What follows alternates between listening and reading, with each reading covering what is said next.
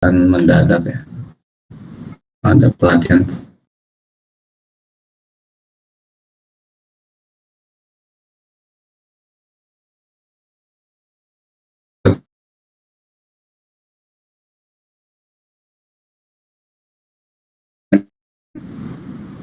Silakan mengisi.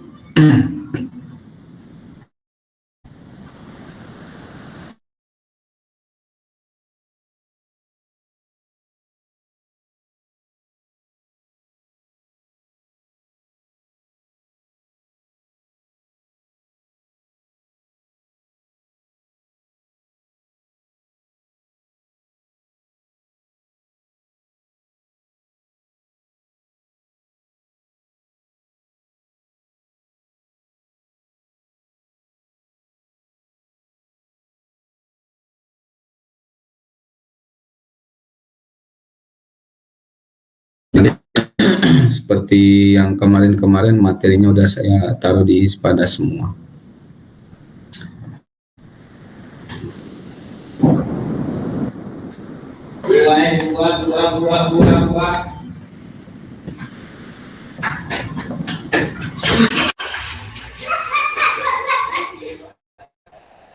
Oke.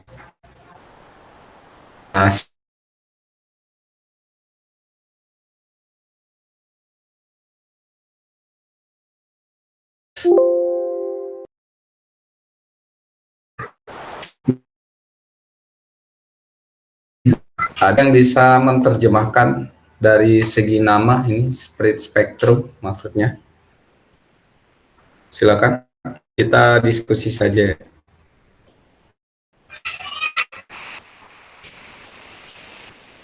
Ada yang mau menerjemahkan spread spectrum?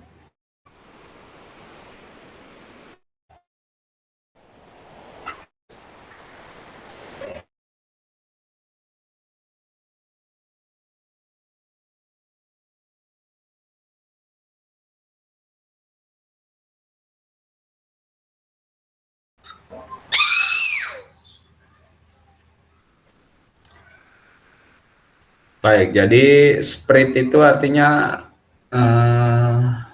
menyebar. Kalau spektrum itu udah dalam bahasa Indonesia spektrum. Kalau di sini spektrum kita spektrum gelombang. Jadi analoginya seperti ini. Ini gelombang asli, ya, spektrum asli. Kemudian dikasih kode spreading namanya. Waktu spreading dia akan melalui ini sinyal asli.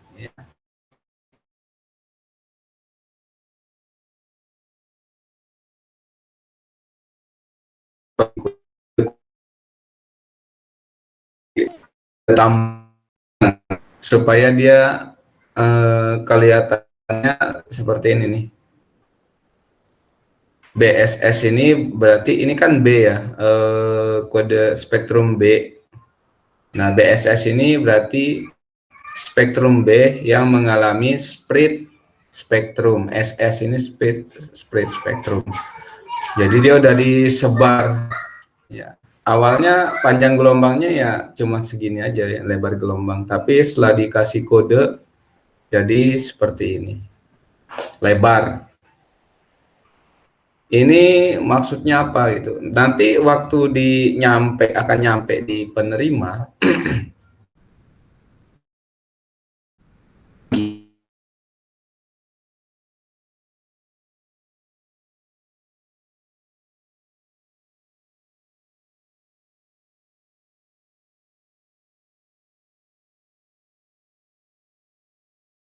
uh,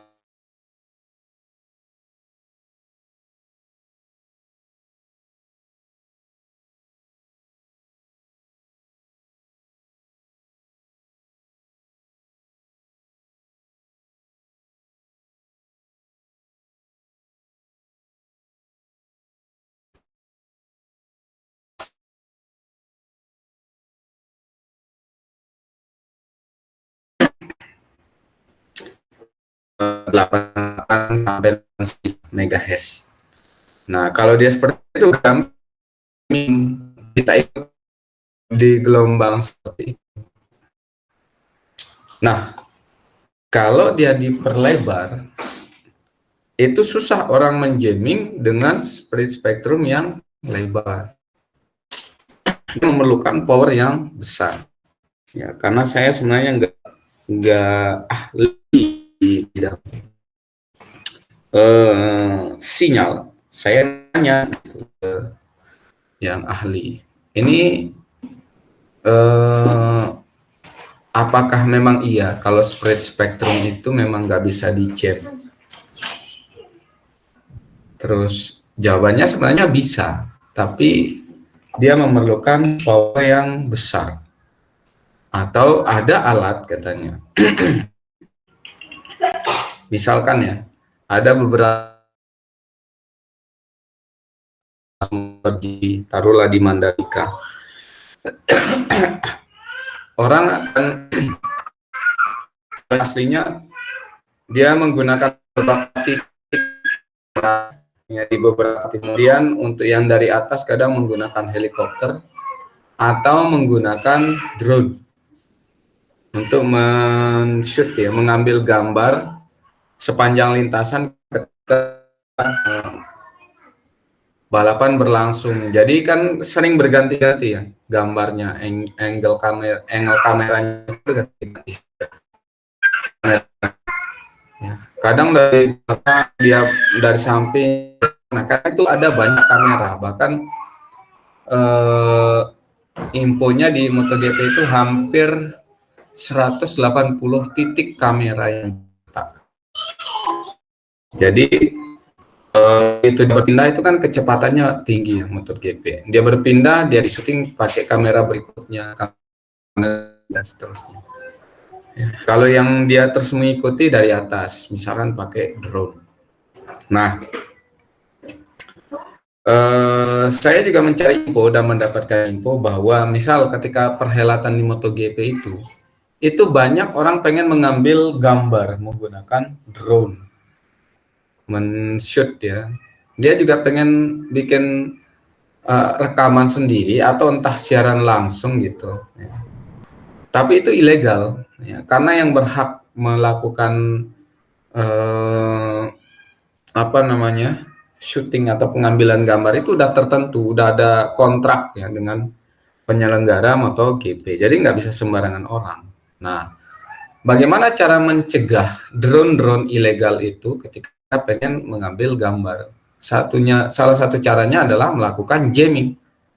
Dia kan dikontrol dari jarak jauh ya, drone itu. Nah, yang drone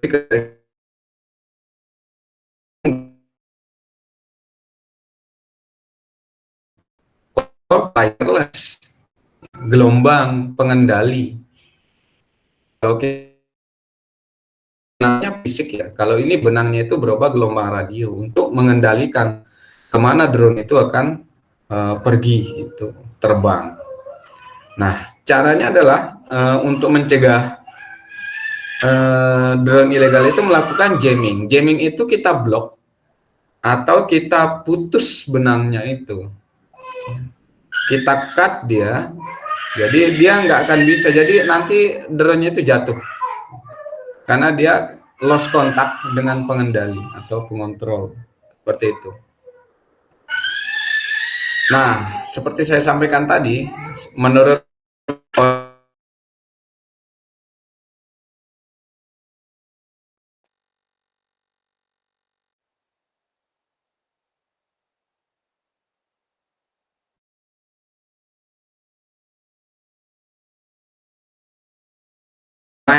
caranya itu dia skimming, dia melakukan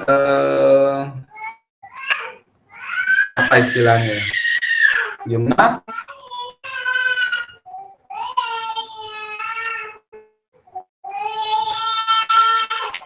Dia melakukan skimming, menyisir, misalkan dari 88 sampai 90. atau 88 sampai 98. Nah, itu kan lebar ya. Jadinya dia melakukan sapuan. Dari 88 dia sapu sampai 98. Nah, nanti di sana dia tangkep, oh sinyal ini dipakai ini, sinyal ini dipakai ini, sinyal ini dipakai ini. Dia terus seperti itu. Tapi sekali sapuan, nah kalau dia pengen melihat lagi, dia sapu lagi. Jadi dia nge-jamming tapi sesaat gitu. Nanti lost kontak lagi. Dan itu peralatannya sangat mahal. Ya, dan powernya sangat besar. Nah, jadi nggak sembarangan orang punya. Katanya yang punya itu biasanya di laboratorium atau di militer. Jadi untuk keperluan-keperluan khusus. Jadi nggak sembarangan orang punya. Karena yaitu harganya mahal dan peruntukannya memang khusus diatur gitu. Nah, ini kalau dia pitanya lebar ya seperti ini akan sulit untuk dilakukan jamming. Kalaupun dia lakukan sapuan mungkin sekali gitu ya. Dan itu memerlukan alat yang sangat mahal. Ini salah satu cara menghindari jamming, yaitu dengan melakukan spreading spektrum. Jadi seolah-olah frekuensinya lebar. Kita nggak tahu di antara yang lebar ini frekuensi aslinya, spektrum aslinya itu yang mana, gitu. Karena lebarnya cuma segini, bisa aja di sini, atau di sini, atau di sini, gitu. Nah, jadi spread spektrum ini didesain untuk aplikasi wireless, memang. Ya, karena kalau kabel itu kan terbatas ya. Lebarnya gitu. Kemudian ini seperti tadi pada aplikasinya wireless, aplikasi wireless. Jadi stasiun dia harus men-share ya media, tapi tanpa bisa di jamming, istilahnya disembunyikan ya spektrum aslinya. Jadi dia bikin lebar. Jadi teknik ini spread spektrum ini dia menambahkan redundansi. Jadi kan kalau redundansi itu sebenarnya kayak apa ya?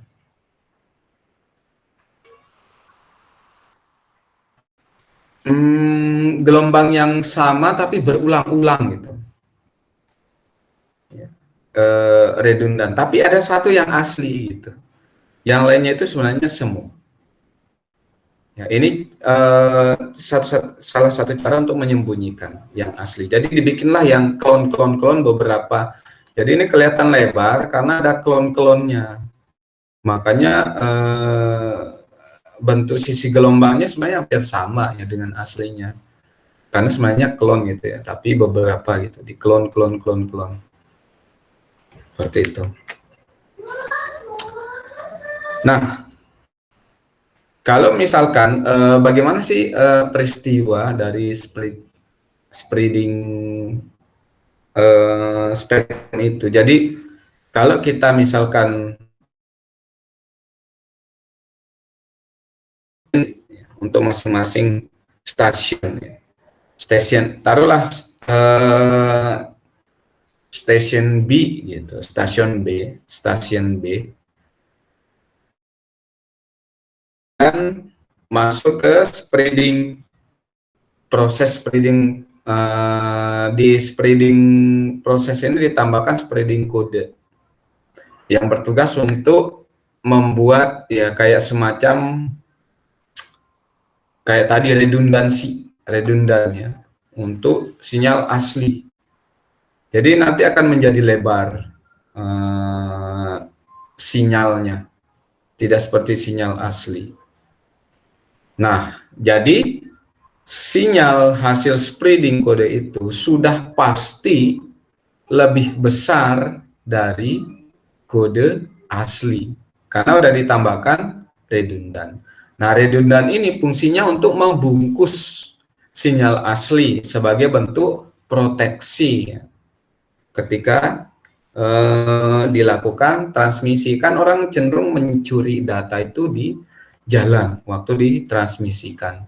Kalau udah nyampe mah sulit, Anda harus menghack komputer cyber untuk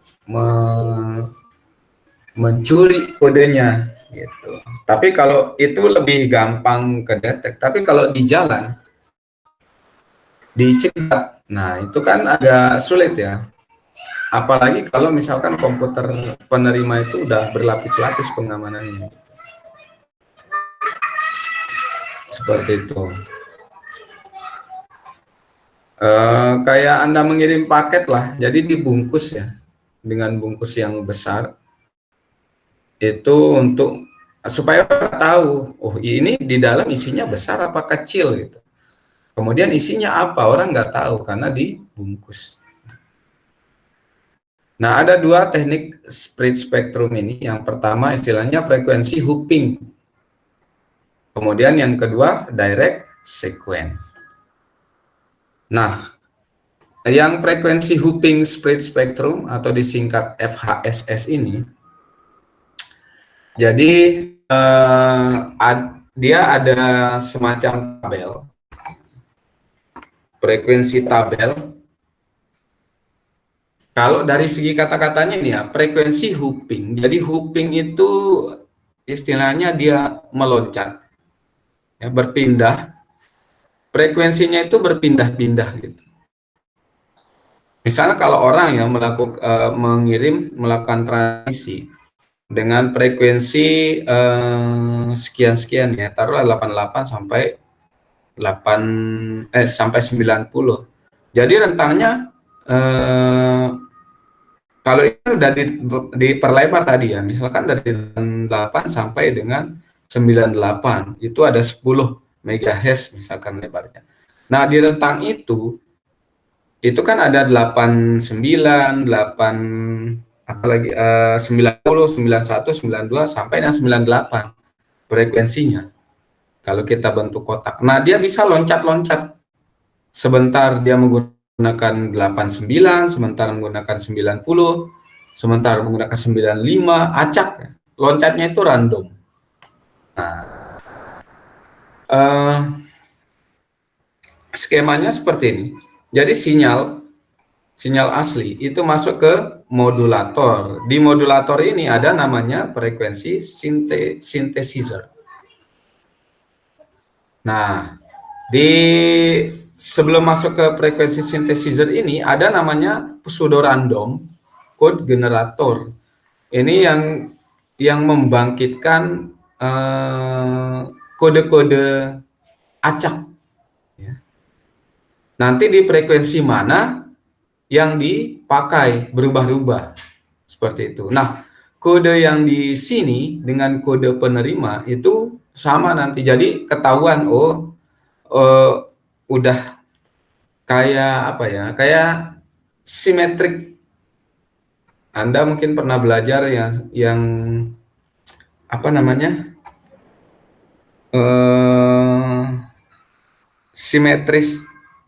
Symmetric key. Ya.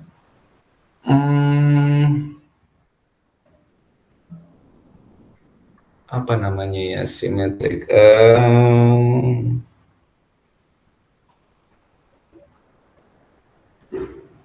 Kayak apa ya? Apa namanya pengkodean itu?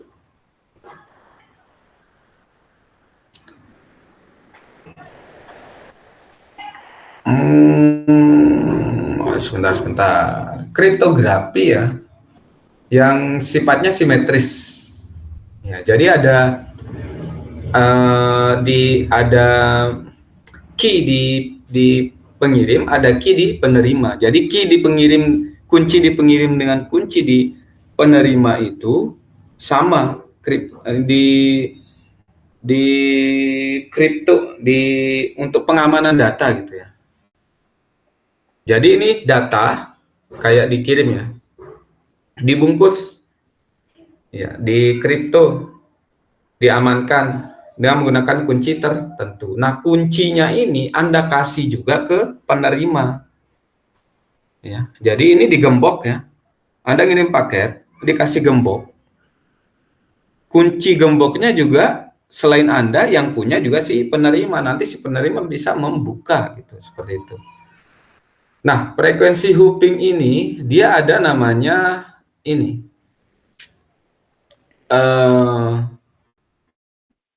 pseudo random code generator. Ini nanti yang membangkitkan kode acak. Nah, kode acaknya ini juga di penerima nanti punya, jadi bisa dibalikkan ke asli. Nah, FHSS ini dia menggunakan M difference carrier. Jadi dia menggunakan frekuensi modulasi yang berbeda-beda. Artinya seperti tadi dia bisa loncat-loncat. Nanti kita lihat. Nah, seperti ini. Jadi frekuensi ini ya, K-bit pattern bentuk kode bitnya itu ini untuk menentukan frekuensi yang dilalui oleh si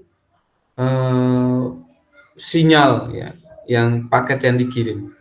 Misalkan ya, kode acaknya itu 101, 11, 100 dan seterusnya sampai 100. Jadi ketika dia 101 dia akan melalui frekuensi 700 kHz.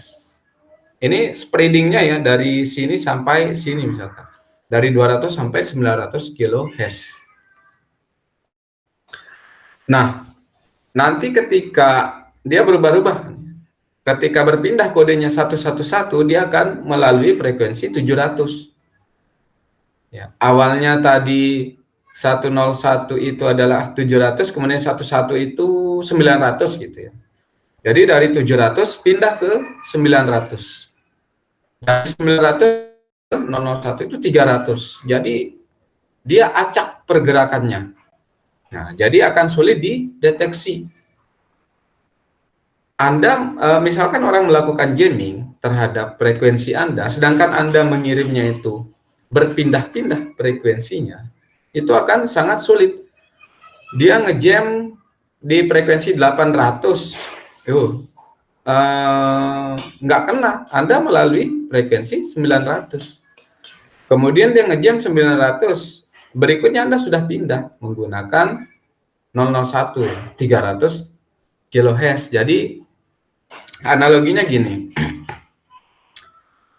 Anda melalui sebuah jalan, kalau misalkan jalan itu tetap aja, Anda membawa paket nih, Anda pengantar paket, dan ada orang yang ingin merampok Anda di jalan.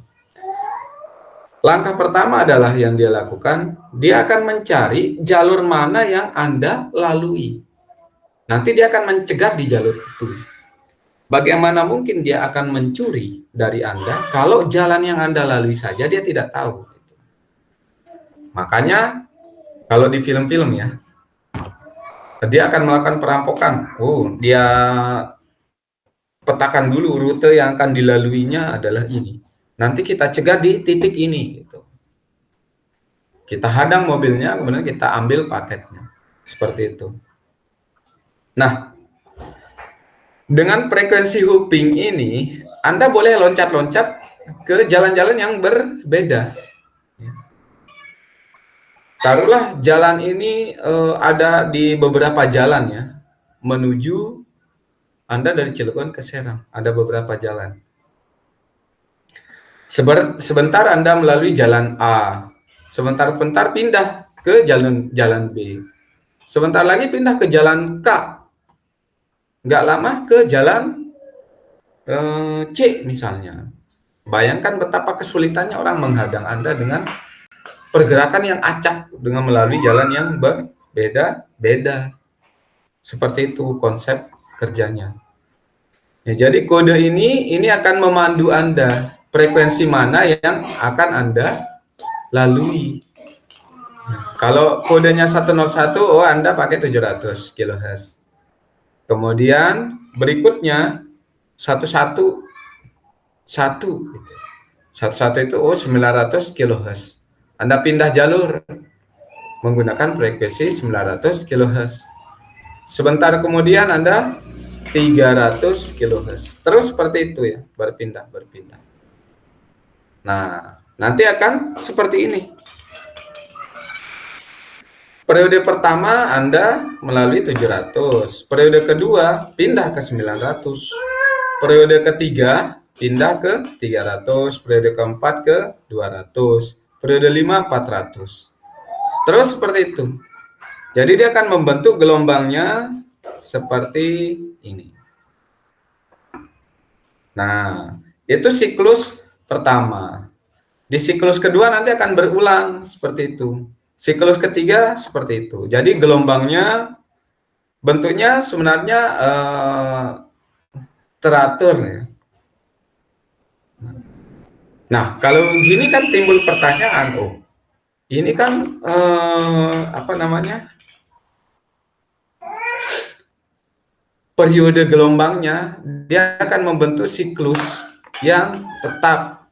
Iya, kalau untuk satu paket. Kalau paket lainnya misalkan di-generate lagi kodenya, beda lagi. Belum tentu seperti ini, beda lagi. Jadi walaupun teratur, itu setiap paket akan berbeda-beda. Kenapa? Karena di sini K-bit pattern-nya itu di-generate secara acak, enggak tetap seperti ini. Nanti di paket berikutnya lain lagi. Jadi beda-beda. Namanya juga pseudo random. Jadi random kodenya ya yang dibangkitkan. Belum tentu nanti di paket berikutnya akan seperti ini lagi sih, cycle-nya beda-beda. Ya, jadi akan sulit. Nah, yang semula frekuensi ini, frekuensi pertama ini, ya frekuensi kedua ini, frekuensi ketiga ini, frekuensi keempat ini. Nah, ini bisa berubah-ubah. Ya, jadi istilahnya bandwidth sharingnya. Jadi bandwidth yang banyak ini, F1 sampai dengan F4, itu bisa digunakan semua, di-share ya semua. Tujuannya apa? Untuk mempersulit pelacakan. Kalau Anda misalnya menggunakan monoton frekuensi 1 aja, orang gampang ngejamming. Dia menggunakan frekuensi 1, jamming aja gitu. Kalau dia seperti ini, nah frekuensi dia ngejamming di frekuensi 400 misalkan, Anda nggak kena, Anda menggunakan 700. Oh, dia pindah, kita jamming 700, Anda sudah pindah. Di periode kedua sudah pindah, frekuensi yang Anda gunakan adalah 900. Terus berpindah-pindah, jadi sulit. Seperti itu. Itu tujuan untuk pengamanan. Nah, kemudian langkah yang kedua adalah direct sequence. Nah, kalau direct sequence ini dia mengekspand ya, bandwidth dari sinyal asli, memperlebar ya dari bandwidth asli. Kemudian masing-masing bit data itu digantikan dengan 11 bit menggunakan spreading kode.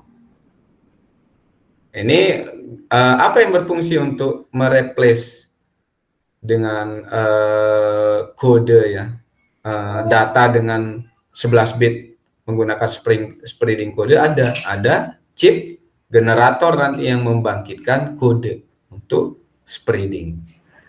Jadi kalau yang spreading kode ini lebih ini. Contoh ya. Ini data original, sinyal originalnya ya, 101. Cuma segini aja. Nah, kemudian dikasih dia spreading kode. Ini. Spreading kodenya itu jumlahnya 11. Nah, ini nanti spreading kode digunakan untuk mengubah kode lama, kode original menjadi spread sinyal. Jadi ini yang dipancarkan selama transmisi. Sinyal aslinya mah ini. Tapi ketika transmisi ini yang Anda lihat saja gimana proses perubahan yang sangat jauh ya. Orang pun mencuri kode, ya misalnya sinyalnya dicuri ya, data aslinya dicuri. Orang akan menyangka oh, data aslinya seperti ini ya, padahal data aslinya seperti ini, 101. Jauh berbeda. Sama seperti tadi, di sebelah penerima juga ada yang berfungsi untuk membalik kembali sinyal itu untuk menerjemahkan yang semula seperti ini menjadi sinyal asli. Ya. Jadi tadi ada 11 ya bit yang digunakan untuk spreading kode. Jadi ini 1, 2, 3, 4, 5, 6, 7, 8, 9, 10, 11. 11 kode. Dan ini acak. Dibangkitkannya acak gitu. Belum tentu sama terus seperti ini. Beda-beda. Tapi kalau yang ini di siklus pertama ya, ini dipakai kemudian tiap bit itu dikodekan dengan 11 sinyal tersebut. Jadi konsepnya seperti ini. Ketika dia bernilai 1, maka dia bentuk sinyalnya sama dengan spreading kode. Ini Anda lihat ini ya. Ini 1 1 0 0 1 1 1 1 1 0 0 1 1 1 1 bentuk sinyal seperti ini. Ini 0 0 0. Tapi kalau kodenya 0, dia lakukan pembalikan. Yang semula 1 jadi 0, yang semula 0 ini di bawah jadi naik di atas jadi 1. 1 1 jadi 0 0. 0 jadi 1, 1 1 1 jadi 0 0 0, 0 0 0 ya bentuknya, ini di bawah, ini jadi 1 1 di atas, 1 1 1. Nah, kalau ketemu satu lagi, normal kembali dia seperti aslinya. Ini ya sama ya dengan spreading kode. Jadi konsepnya seperti itu ya. Kalau dia 1 sama sinyalnya, bentuk sinyal dengan spreading kode. Kalau dia 0 dibalik ya, berlawanan dengan spreading kode. Yang semula 1 jadi 0, yang 0 jadi 1. Kalau ketemu 1 lagi balik lagi sama dengan spreading kode ya. Jadi semula sinyalnya itu seperti ini ya, cuman 3 panjang, tapi kemudian berubah menjadi sangat jauh berbeda ya. Seperti itu yang direct sequence spektrum seperti itu ya. Jadi materi kita nggak banyak, cuman 2 untuk diskusi kelas ini. Yang pertama frekuensi hooping, kemudian yang kedua direct sequence. Itu 2 cara untuk mengamankan data ketika dilakukan transmisi. Oke. Ada yang ingin didiskusikan sebelum kita cukupkan?